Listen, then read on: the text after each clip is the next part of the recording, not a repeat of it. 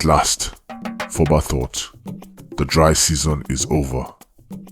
The trumpeting of the elephants was not the only noise filling the air in the great valley. Whoop, whoop, went the people of Albaki village. They pranced and danced around ecstatically at the expectation of the first rain. The children skipped about, gleefully chasing the leaves and dry grass that the wind blew here and there.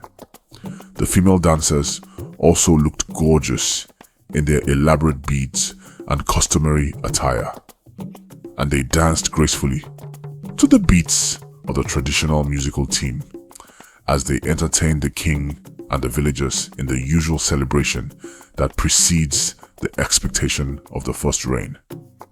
Foba stood behind the king and his wife in the large expanse of grassland that served as the village's celebration arena. This arena demarcated Albaki and the dry forest where the elephants lived. "It seems God has remembered us," King Baki said, looking at Foba. Foba trumpeted and stamped her right foot softly in agreement. The celebration continued until a bright bolt of lightning interrupted the carnival, followed by thunder. Immediately, a violent wind ushered in torrential rain as if the floodgates of heaven were flung open. The people became delighted as they ran into their homes. The elephants also trooped back into the forest. It rained and rained into the night. The king became worried as he opened his palace window and saw the flood was gradually rising because of unending torrential rain. Foba also became very worried in the forest as he sensed danger. So she gathered all the elephants and led them in a march toward the village. Suddenly, all the elephants stopped moving. They were picking up a low rumble in the earth through the bones in their feet and legs. It was a distant rumble, like large rocks tumbling down a gentle slope. Where have I heard that sound before? Foba thought.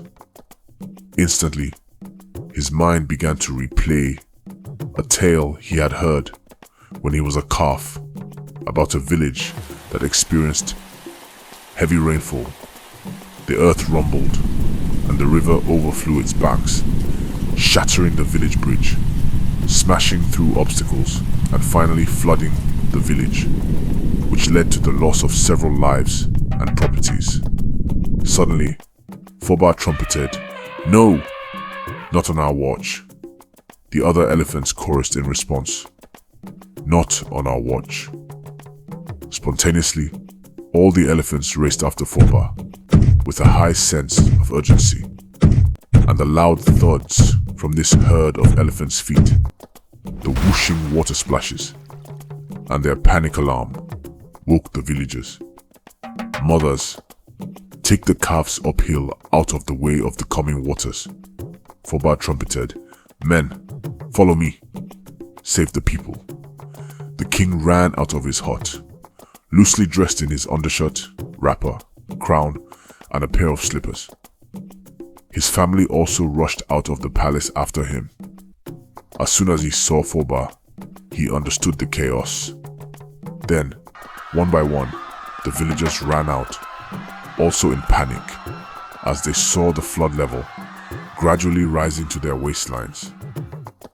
Children quickly climbed the backs of the elephants. The adults packed some food and marched behind Foba on a trail uphill. Standing at a safe place on the brow of a hill overlooking the valley, they could see the floodwaters pouring into the village, taking everything with them. Finally, after some days, the flooding ceased. Then the villagers returned to their houses with gratitude because there was no loss of lives. The king turned to Foba and said, "We owe you and your family our lives." Then, a small child raised his voice and asked Foba, "Please, what made you save our village?" Foba responded, "I saved your village because I always think of you first." And everybody chorused, spontaneously. You first. The village bounced back with lots of business activities, and after the second harvest, they became prosperous, but they never forgot the value of you first.